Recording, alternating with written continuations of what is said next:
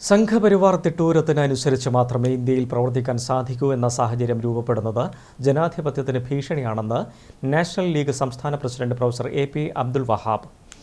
സുപ്രീംകോടതിക്കെതിരെ പോലും ഭീഷണിയുടെ സ്വരത്തിലാണ് ബി.ജെ.പി. പ്രതികരിക്കുന്നതെന്നും അദ്ദേഹം പറഞ്ഞു. പാർട്ടിയുടെ സ്ഥാപക ദിനാഘോഷത്തിന്റെ ഭാഗമായി കണ്ണൂരിൽ നടന്ന പൊതുയോഗം ഉദ്ഘാടനം ചെയ്ത് സംസാരിക്കുകയായിരുന്നു അദ്ദേഹം.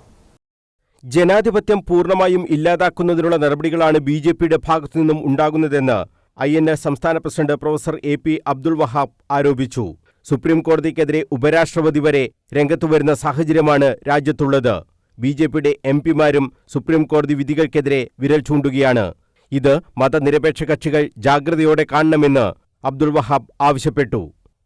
സുപ്രീംകോടതി ഇടപെട്ടാൽ സുപ്രീംകോടതിയെ നിശ്ചിതമായി വിമർശിക്കുന്ന ആര്? ഇന്നലെ ഇപ്പോൾ ഉണ്ടായ സംഭവം എന്താ? ഉപരാഷ്ട്രപതി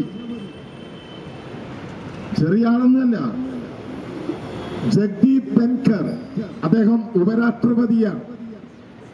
അദ്ദേഹം സുപ്രീം കോടതിയാണ് വിമർശിച്ചിരിക്കുന്നത്.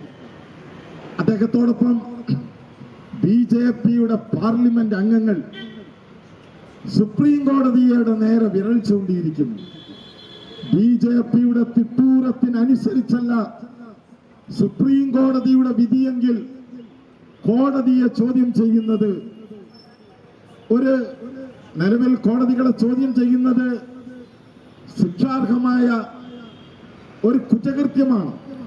വർഗീയത രാജ്യത്തെ വിഴുങ്ങിക്കൊണ്ടിരിക്കുന്ന സാഹചര്യത്തിൽ അതിനെതിരെ ശക്തമായ നിലപാടുകളുമായി മുന്നോട്ടു പോകാൻ മതനിരപേക്ഷ കക്ഷികൾ തയ്യാറാകണം. ഇതിനായി വിശാലമായ ഐക്യമാണ് ഉണ്ടാകേണ്ടതെന്നും അദ്ദേഹം പറഞ്ഞു. INL സ്ഥാപക ദിനത്തിന്റെ ഭാഗമായി ജില്ലാ കമ്മിറ്റി കണ്ണൂരിൽ സംഘടിപ്പിച്ച പൊതുയോഗം ഉദ്ഘാടനം ചെയ്ത് സംസാരിക്കുകയായിരുന്നു അബ്ദുൾ വഹാബ്. KP യൂസഫ് അധ്യക്ഷത വഹിച്ചു.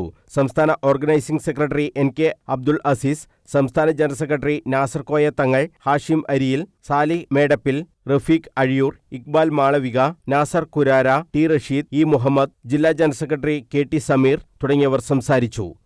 News bureau, Kannur.